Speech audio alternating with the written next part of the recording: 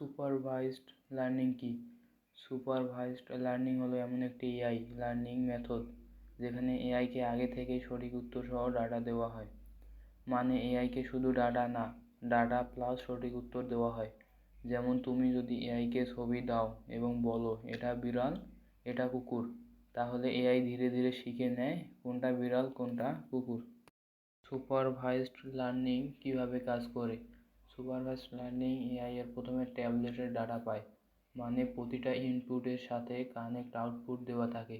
তারপর এআই সেই ডাটা দেখে প্যাটার্ন শিখে নেয়। যখন নতুন ডাটা দেওয়া হয় তখন এআই সেই দেখা প্যাটার্ন দিয়ে প্রেডিকশন করে, যেমন এক্সামের মতো, যেখানে আগে অ্যান্সার দেখে প্র্যাকটিস করা হয়। আনসুপারভাইজড লার্নিং কি?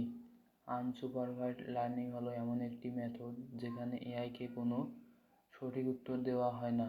এআই শুধু র ডাটা পায় এবং নিজে নিজে প্যাটার্ন খুঁজে বের করে চেষ্টা করে।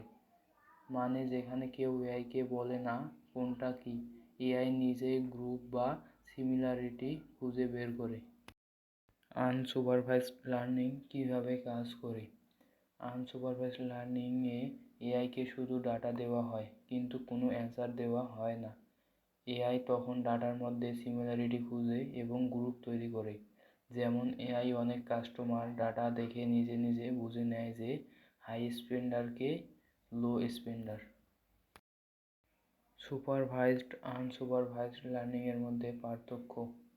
সুপারভাইজড লার্নিংয়ে এআইকে সঠিক উত্তর সহ ডাটা দেওয়া হয়, তাই এটি গাইড লার্নিং।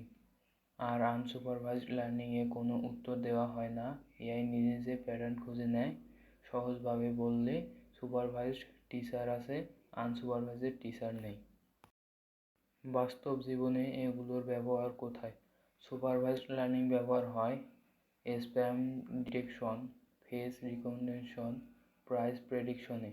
আর আনসুপারভাইজড লার্নিং ব্যবহার হয় customer segmentation, recommendation system, data গ্রুপিংয়ে।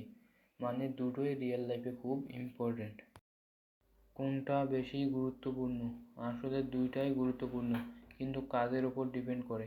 যদি তোমার কাছে লেভেলের ডাটা থাকে, সুপারভাইজড বেস্ট। আর যদি ডাটা থাকে কিন্তু লেভেল না থাকে, আনসুপারভাইজড ইউজফুল। তাই এআই শেখার সময় দুটাকেই বুঝতে হবে।